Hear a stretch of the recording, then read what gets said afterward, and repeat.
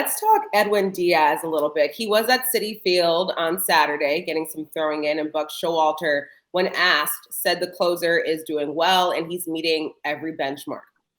What that means, he'll let me know. That's what he said. So, Jeff, do you think it's worth letting him pitch for the Mets in 2023 if recovered and if able?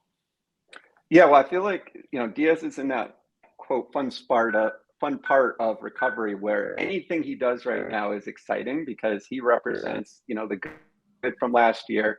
Fans are excited to see him again. So I think, yes, he's meeting every benchmark, but to me, that doesn't mean we should be excited that, he needs to, hurry back considering where the Mets are in the standings.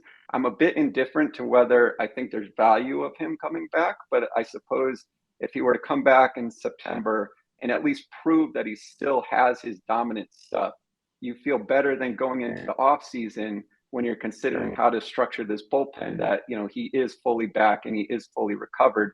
Versus if you wait, while that might be a little more cautious in terms of his health, it still is a lingering question mark. How does he come back, when the lights are on next year? So I think there's some value in that, but I don't think it's something that, I feel like they have to do by any stretch of the imagination. Yeah, and looking ahead just a little bit, Ryan, would you only let Diaz pitch if the team is contending? I think if this was more of coming off an elbow or a shoulder, I'd be more cautious because it's a knee injury.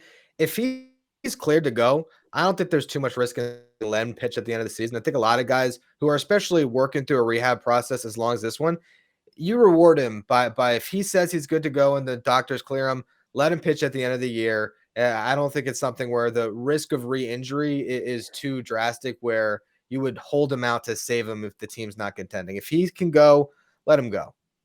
Okay. Jeff, how different do you think that the season would be if Robertson was the setup man for Diaz? Yeah, I guess to the point we were just discussing, that gives Buck another option in that bullpen, right? So rather than just having, for instance, on Sunday, right now, Robertson automatically comes in the eighth because you have Diaz in the ninth. It seems like Buck keeps saving Robertson for something. I'm not sure quite what all the time, but it's really because he's stuck on, he doesn't have that, stopper in Diaz in the back of the bullpen. So he wants to keep that one, weapon to throw late. So I think that obviously makes a big difference because it pushes everyone down the pecking order. But that said, and we'll get into this in a bit, when, another issue this year is the length or lack of length that they have gotten from their starters.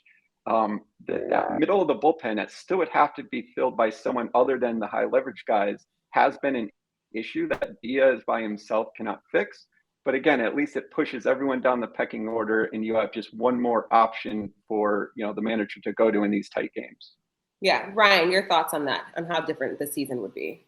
I think it'd be a lot different. I mean, I'm not saying the Mets are suddenly going to be in the playoff mix right now, but I don't think they're this far back either. I think Diaz is probably worth 4 or 5 games. And when you're talking about the context of this race right now, that would put them a lot more closer to buying at the deadline than selling. So I think it would have made a huge difference. And also, you can't even weigh kind of the day-to-day morale difference of having that guy back there and what that could have had a trickle-down effect on the other guys in the bullpen, maybe pitching a little bit better as well.